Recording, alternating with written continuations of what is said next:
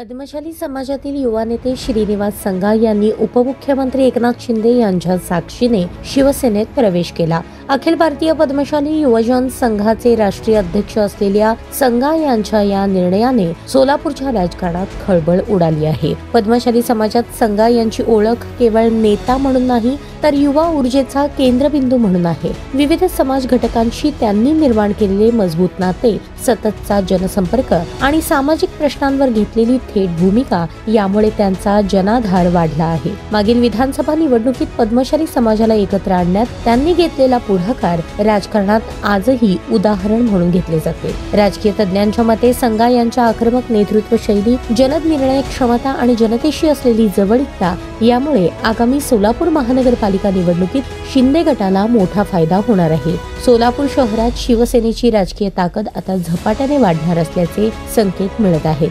काम करा, दाखवा आणि पुढे चला ही संघा यांची कार्यशैली असून त्यांच्या नेतृत्वामुळे शिवसेनेला सोलापुरात नवीन ऊर्जा मिळाली आहे। त्यांच्या आगमनाने राजकीय समीकरणे बदलणार आणि स्पर्धा तीव्र होणार हे आता निश्चित झाले आहे।